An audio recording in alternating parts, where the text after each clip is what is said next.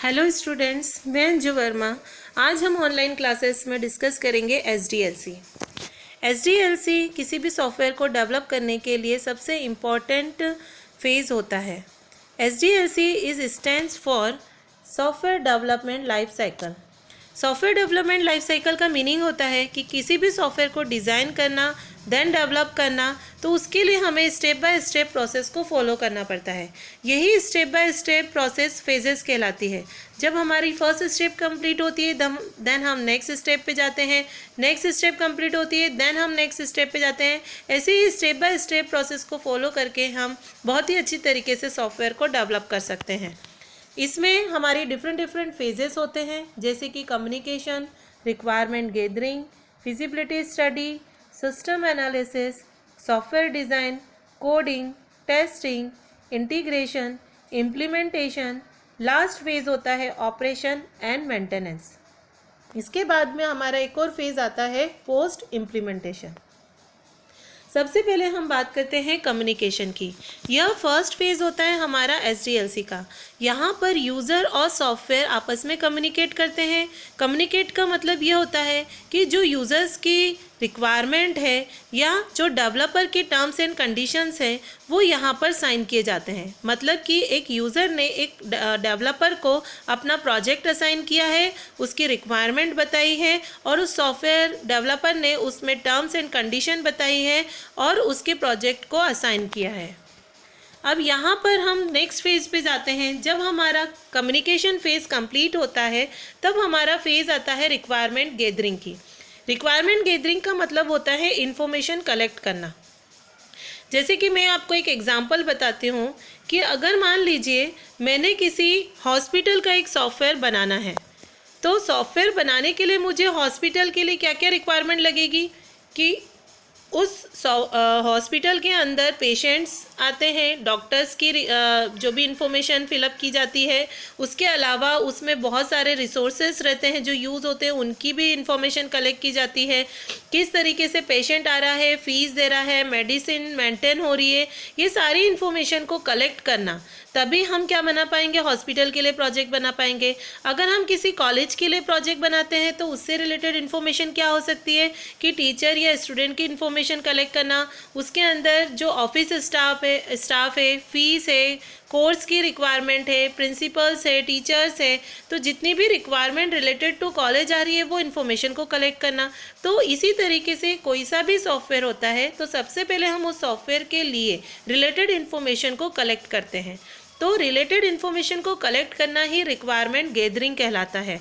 Requirement information को collect हम अलग अलग तरीके से कर सकते हैं। जैसे अगर उसका कोई पुराना सॉफ्टवेयर बना हुआ है तो उससे हम इन्फॉर्मेशन कलेक्ट कर रहे हैं, या यूज़र और डेवलपर के द्वारा कुछ इंटरव्यू कंडक्ट करा के हम इंफॉर्मेशन कलेक्ट कर रहे हैं, या हम वहाँ उस ऑर्गेनाइजेशन में जाकर खुद इंफॉर्मेशन को लेके आ रहे हैं, या उसके डेटाबेस से हम इंफॉर्मेशन कलेक्ट करें, या किसी भी क्वेश्चन आयर को फिलअप करा के भी हम इंफॉर्मेशन को कलेक्ट कर सकते हैं। तो यहाँ पर सॉफ्टवेयर से रिलेटेड जितनी भी इंफॉर्मेशंस होती हैं उन इंफॉर्मेशन को कलेक्ट करना ही रिक्वायरमेंट गैदरिंग कहलाता है। नेक्स्ट हम बात करते हैं फिजिबिलिटी स्टडी की। फिजिबिलिटी स्टडी में जब हमारे पास में इंफॉर्मेशन गैदर हो जाती है तब हम अपनी टीम के साथ में उस सॉफ्टवेयर की प्रोसेस को एक रफली प्लान करते हैं। रफली प्लान करना मतलब क्या कि यूज़र की रिक्वायरमेंट को हम किस तरीके से डिज़ाइन कर सकते हैं, इसका एनालिसिस करना, उसमें क्या क्या चीज़ें यूज़फुल है, क्या क्या चीज़ें हमें रखना है, उस प्रोजेक्ट को बनाने के लिए हमें कितना खर्चा आएगा, उसको प्रैक्टिकली किस तरह से हम इम्प्लीमेंट करेंगे, किस टेक्नोलॉजी का उसके अंदर हम यूज़ करेंगे, कौन सी प्रोग्रामिंग लैंग्वेज का हम उसमें यूज़ करेंगे, किस तरीके से हम उसको डिज़ाइन करेंगे, ये सारा पार्ट आता है फिजिबिलिटी स्टडी में। इसमें बहुत सारे एल्गोरिथम्स होते हैं, टूल्स होते हैं जिसके द्वारा हम ये एनालिसिस कर सकते हैं कि हम सॉफ्टवेयर को किस तरीके से डिज़ाइन करेंगे। ये सारा पार्ट आता है हमारा फिजिबिलिटी स्टडी में। फिजिबिलिटी स्टडी के बाद में हम उस प्रोजेक्ट को एनालिसिस करते हैं। एनालिसिस करना मतलब क्या, अब डेवलपर ये डिसाइड करेगा कि पूरा प्लान उस सॉफ्टवेयर को लेके कि किस तरीके से हमें मॉड्यूल्स में उस सॉफ्टवेयर को डिवाइड करना है, उस मॉड्यूल्स में हमें क्या क्या चीज़ें रखनी है, उसकी लिमिटेशंस क्या हो सकती है, उसमें क्या क्या प्रॉब्लम फेस हो सकती है, या क्या क्या हम उसके अंदर जो भी डेटा है यूज़ कर रहे हैं, उसका शेड्यूल बना रहे हैं, रिसोर्सेज कलेक्ट कर रहे हैं, ये सारा पार्ट आता है हमारा सिस्टम एनालिसिस के अंदर। फिर हम बात करते हैं सॉफ्टवेयर डिज़ाइन की। जैसे ही हमारा एनालिसिस पार्ट हो जाता है कंप्लीट, अब हम उसको डिज़ाइन करते हैं। सॉफ्टवेयर डिज़ाइन करने के लिए भी हमारे पास में ये सॉफ्टवेयर 2 पार्ट्स में डिज़ाइन किए जाते हैं। पहला logically, then physically implementation. Logically design का मतलब ये होता है कि अब हमने उसके लिए क्या क्या DFD को प्लान किया है, क्या ER डायग्राम बनाया है, क्या उसको हमने एक तरीके का उसका स्ट्रक्चर ड्रॉ किया है, तो वो सारा पार्ट आ जाता है हमारा लॉजिकल डिज़ाइन में। और फिजिकल डिज़ाइन मतलब अब हम उसको डिज़ाइनिंग फेज दे रहे हैं। जैसे मान लीजिए मैंने अगर आपको कॉलेज का एक प्रोजेक्ट बोला है बनाने के लिए, तो सबसे पहले अगर हमने उसमें रजिस्ट्रेशन फॉर्म को फिलअप करवाया है, तो रजिस्ट्रेशन फॉर्म को डिज़ाइन करना, उसके लिए डेटाबेस क्रिएट करना, ये सारी चीज़ें हमारा आ जाता है फिजिकल डिज़ाइन में। और लॉजिकल डिज़ाइन मतलब हमने उससे रिलेटेड उसका DFD बनाना, तो ये सब कुछ डिज़ाइनिंग पार्ट में आता है, सॉफ्टवेयर डिज़ाइनिंग पार्ट में। जब हमारा डिज़ाइनिंग फेज कंप्लीट हो जाता है, देन हम उसकी कोडिंग करते हैं। कोडिंग में हम कोई भी प्रोग्रामिंग लैंग्वेज का यूज़ कर सकते हैं। यहाँ भी हम कोडिंग का मतलब क्या होता है, जैसे आपको मैंने बोला था कि रजिस्ट्रेशन फॉर्म हम किसी चीज़ का बना रहे हैं, तो रजिस्ट्रेशन फॉर्म के अंदर जितने भी बटन्स आएंगे, save button, submit button, clear button, delete button, तो जैसे हम उसके ऊपर क्लिक करेंगे तो हमारा सारा डेटा जाकर स्टोर हो जाएगा। मान लीजिए मैंने सेव बटन पे क्लिक किया तो स्टोर होगा डेटाबेस के अंदर, डिलीट बटन क्लिक किया तो हमारा डेटा डिलीट हो जाएगा। तो इसके पीछे हमको क्या करना पड़ेगा, कोडिंग करना पड़ेगा। ठीक है, तो ये सारा पार्ट आता है हमारा कोडिंग पे, यानी कि डिज़ाइन करने के बाद में हम उसको कोडिंग करेंगे, कम्युनिकेट करेंगे फ्रंट एंड को बैक एंड टूल से, मतलब कि फ्रंट एंड किसी भी डिज़ाइनिंग वाली एप्लीकेशन से डेटाबेस डिज़ाइन को हम कम्युनिकेट करते हैं, यहाँ भी हम कोडिंग का यूज़ करेंगे। तो कोडिंग पार्ट में ओवरऑल पूरी मॉड्यूल, पूरे सॉफ्टवेयर की कोडिंग आ जाता है। फिर हम बात करते हैं टेस्टिंग की। अब जब हमारा सॉफ्टवेयर बनके तैयार हो जाता है, तो हम डिफरेंट लेवल पे जाकर टेस्टिंग करते हैं। मान लीजिए हमारा मॉड्यूल है, तो हम एक मॉड्यूल की अलग से टेस्टिंग करेंगे। कोडिंग लिखा है तो कोडिंग की अलग से टेस्टिंग करेंगे। टेस्टिंग का मतलब ये होता है कि हम ये देख रहे हैं कि उसमें कोई एरर तो नहीं है, कोई बग्स तो नहीं आ रहा है, हमने जो रिक्वायरमेंट डाली है, जो भी हमने डेटा डाला है, वो पूरा अच्छी तरीके से प्रोसेस हो रहा है या नहीं हो रहा है। ये सारा पार्ट हम देखते हैं टेस्टिंग के अंदर। फिर हम बात करते हैं इंटीग्रेशन की। इंटीग्रेशन का मतलब ये होता है कि जो भी डेटाबेस, जो प्रोग्राम या जो लाइब्रेरीज हम इसमें यूज़ कर रहे हैं, उन सबको हम इंटीग्रेट करके एक एग्जीक्यूटेबल फाइल या DLL फाइल में कन्वर्ट कर देते हैं, ताकि हमारा प्रोजेक्ट जो हमारा यूज़र है या कस्टमर है उसकी मशीन पे भी रन हो सके। तो हमें, जब हमने मॉड्यूल अलग अलग डिज़ाइन किया था, अब हम उस पूरे मॉड्यूल को हम क्या करते हैं, इंटीग्रेट कर देते हैं। इसी को हम बोलते हैं इंटीग्रेशन। देन हमारा पार्ट आता है इम्प्लीमेंटेशन।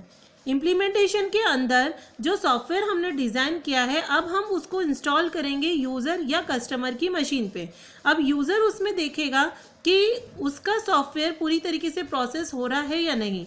जो सॉफ्टवेयर हमने यूज़र के मशीन पे डाला है, वो टेस्ट करेगा कि ये पोर्टेबल है या नहीं, इसमें जो भी इंटीग्रेशन टूल्स है वो सारे इंटीग्रेटेड है या नहीं, उससे रिलेटेड तो कोई इशू नहीं आ रहा है।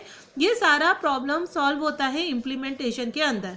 इम्प्लीमेंटेशन के अंदर ही यूज़र या कस्टमर उसको स्टार्ट करके देखता है, उसकी प्रोसेस को रन करके देखता है। लास्ट फेज आता है हमारा ऑपरेशन एंड मेंटेनेंस। जब यूज़र की रिक्वायरमेंट यूज़र इम्प्लीमेंट करके उस प्रोजेक्ट को चलाता है, तब वो ये चेक करता है कि उसके अंदर कोई एरर आ रही है या नहीं, या उसकी कोई रिक्वायरमेंट है कि जैसे मान लीजिए कि उसने बोला था कि मेरे रिक्वायरमेंट के अनुसार ये होना चाहिए सॉफ्टवेयर के अंदर, तो वो पूरी उसके रिक्वायरमेंट के अनुसार चल रहा है या नहीं। मान लीजिए सबमिट बटन पे उसने क्लिक किया, तो सबमिट बटन पे पूरी यूज़र के जितनी भी इंफॉर्मेशन है वो सबमिट होना चाहिए, तो उसमें तो कोई एरर नहीं आ रही है, या पूरे प्रोसेस या पूरे सॉफ्टवेयर को चलाने में तो कोई एरर नहीं आ रही है। अगर आती है तो हम उसका मेंटेनेंस कर सकते हैं। वैसे ही एक और पार्ट आता है मेंटेनेंस में कि डे बाय डे उस सॉफ्टवेयर में जो भी चेंजेस आते हैं उसको अपडेट करते जाना, ताकि वो कभी भी उस प्रॉब्लम को फेस ना करे और उसका सॉफ्टवेयर पूरी तरीके से चलता रहे। इसके बाद में एक और फेज़ आता है स्टूडेंट्स, पोस्ट इम्प्लीमेंटेशन का मतलब ये होता है कि अगर हमारा कोई सॉफ्टवेयर को हमें फिर से रीडिज़ाइन करना है तो हम उसको मेंटेनेंस के बाद में वापस से पोस्ट इम्प्लीमेंट करते हैं। पोस्ट इम्प्लीमेंट के बाद में क्या होता है, वो सारी प्रोसेस को फिर से देखेगा, अगर उसमें कोई वर्जन प्रॉब्लम है या उसमें कोई रिक्वायरमेंट और बढ़ानी है तो वो वापस से पूरा उसको रीडिज़ाइन करता है, उसको हम बोलते हैं पोस्ट इम्प्लीमेंटेशन। स्टूडेंट्स, ये हमारा SDLC का वीडियो था। अगर आपको ये वीडियो अच्छा लगा हो तो इसको लाइक और सब्सक्राइब ज़रूर करिएगा, और इसमें कोई भी प्रॉब्लम हो तो आप कमेंट बॉक्स में जाकर मुझसे पूछ सकते हैं। Thank you.